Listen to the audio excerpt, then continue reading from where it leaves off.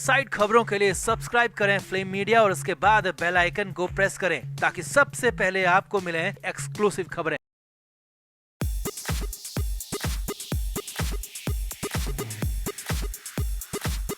कई बार लगता है कि सुशांत सिंह राजपूत की मौत को सब भुला चुके हैं। बॉलीवुड वालों ने तो सुशांत के साथ सुशांत की यादों और बातों को भी दफन कर दिया, मगर ऐसा बिल्कुल भी नहीं है, क्योंकि सुशांत भले ही इस दुनिया से चले गए, मगर सुशांत के साथ बुरा करने वाले, डायरेक्ट या इनडायरेक्ट तरीके से सुशांत का बुरा चाहने वाले आज भी सुशांत का नाम लेते ही थर थर कांपने लगते हैं, क्योंकि सुशांत की मौत ने बॉलीवुड के चेहरे का असली नकाब हटा दिया और जो असली चेहरा है वो सबके सामने ला दिया। रोज कुछ न कुछ ऐसा होता है जिससे ड्रगी बॉलीवुड की सच्चाई बाहर आ जाती है। अब देखिए ना, सोनाक्षी सिन्हा जैसी बॉलीवुडिया भी सुशांत का नाम लेते ही परेशान हो उठी है और उसी परेशानी में बहुत कुछ बोल गई। सोनाक्षी ने न सिर्फ सुशांत को लेकर बल्कि सुशांत की मौत के बाद बॉलीवुड का जो हाल हुआ है उसे लेकर भी अपना मुंह खोला है और यकीन मानिए मुंह से कुछ अच्छा बाहर नहीं निकला।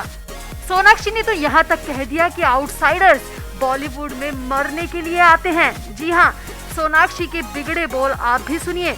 तो क्या क्या कहा सोनाक्षी ने, क्यों इतना भड़क उठी सोनाक्षी, आपको सब बताते हैं।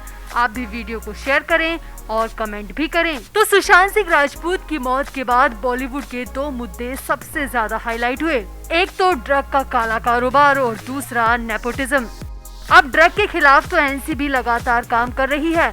कई नामचीन चेहरों को गिरफ्तार भी किया जा चुका है और एनसीबी पिछले दिनों ही कह चुकी है कि उनकी जांच में जिसका नाम आएगा उसे बख्शा नहीं जाएगा। मतलब एनसीबी की टीम बॉलीवुड को इतनी आसानी से जाने नहीं देगी। और दूसरा मुद्दा है नेपोटिज्म, जिसकी वजह से बॉलीवुड में बाहर से आने वाले कई कलाकार प्रतिभा होने के बावजूद साइडलाइन कर दिए जाते हैं। यहाँ बाहरी कलाकारों को बहुत सताया जाता है, एक हाथ से फिल्में दी जाती है और दूसरे हाथ से छीन ली जाती है। अब इसी मुद्दे को लेकर सोनाक्षी सिन्हा ने एक इंटरव्यू में अपनी भड़ास निकाली है। पिंक विला को दिए इंटरव्यू में सोनाक्षी ने सुशांत को लेकर, सुशांत की मौत को लेकर और इसके बाद इनसाइडर और आउटसाइडर की बहस को लेकर काफी कुछ कहा। सोनाक्षी ने इंटरव्यू में कहा, इनसाइडर या आउटसाइडर की बहस करना बिल्कुल बेवकूफी है।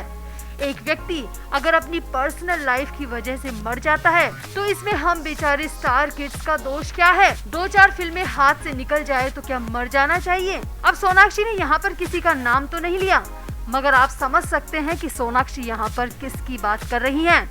सोनाक्षी ने अपने इंटरव्यू में आगे कहा, मैंने भी अपने करियर में कई फिल्में गंवाई हैं। किसने नहीं गंवाई, सबसे फिल्में छिनती भी है, फिल्में मिलती भी है। स्टार किड की ये पूरी डिबेट बेकार है, क्योंकि ऐसा नहीं है कि किसी स्टार किड ने दूसरे की वजह से फिल्में नहीं गंवाई, हम सब ने फिल्में गंवाई है। तो इसका मतलब ये तो नहीं कि हम रोते फिरें, जगह जगह पर जाकर नेपोटिज्म की बांसुरी बजाए और जब कुछ हाथ न लगे तो खुद को मार लें।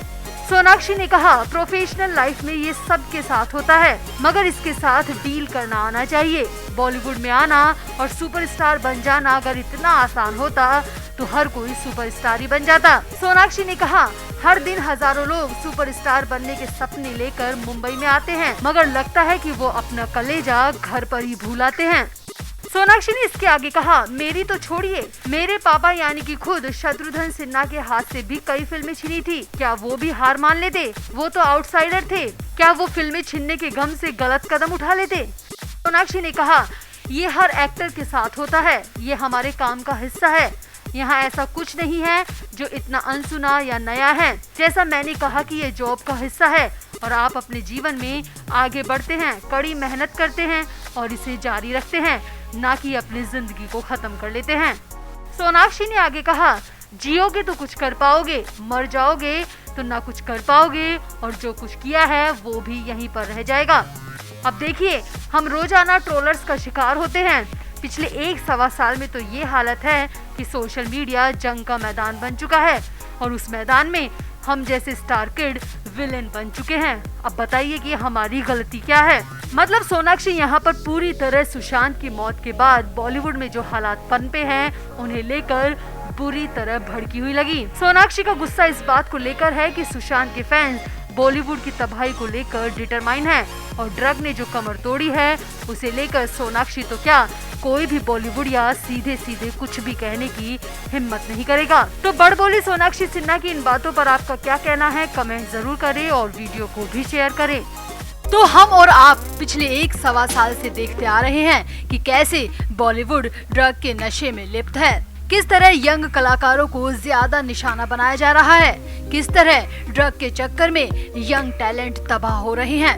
सुशांत सिंह राजपूत की मौत के बाद बॉलीवुड का ये दबा सच बाहर आया और कई नाम सामने आए। दीपिका पादुकोण, सारा अली खान, श्रद्धा कपूर जैसे बड़े नामों के दामन पर भी छींटे पहुंचे और इनमें से किसी को भी अभी तक एनसीबी की तरफ से क्लीन चिट नहीं दी गई है। मतलब ये आरोपी अब भी हैं। और अब एनसीबी एक बार फिर से एक्शन मोड में आ चुकी है। एनसीबी ने हाल ही में अर्जुन रामपाल की गर्लफ्रेंड के भाई को अरेस्ट किया है। अर्जुन रामपाल की गर्लफ्रेंड गैब्रिएला डेमेट्रियस और उनके भाई अगिसिलास को एनसीबी ने गिरफ्तार किया है। आपको याद होगा कि पिछले साल भी अगिसिलास को अरेस्ट किया गया था और उस दौरान अर्जुन रामपाल और गर्लफ्रेंड गैब्रिएला को 2 से 3 दिन तक लगातार पूछताछ भी हुई थी। इतना ही नहीं, एनसीबी की टीम ने अर्जुन रामपाल के घर पर रेड भी डाली थी, जिसमें कई प्रतिबंधित नशे की दवाइयां मिली थी।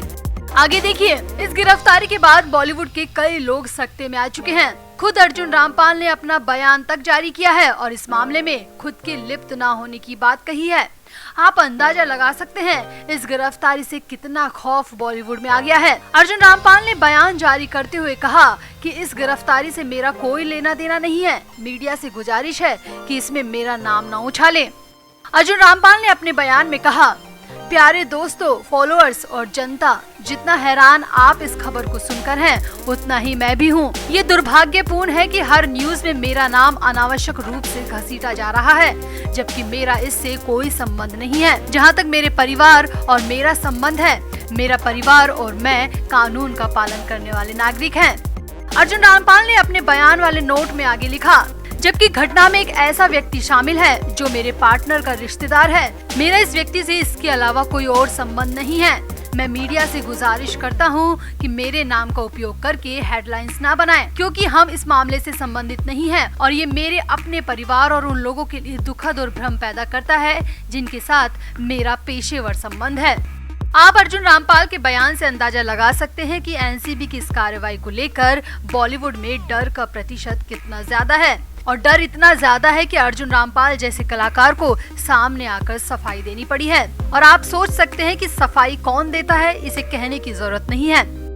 एनसीबी इस बार बेहद कड़ा रवैया अपना रही है। जांच टीम को अच्छी तरह पता है कि कौन कौन से सेलिब्रिटी ड्रग के इस कारोबार में लिप्त हैं, मगर कई बार सबूतों के अभाव में आरोपियों को जमानत मिल जाती है।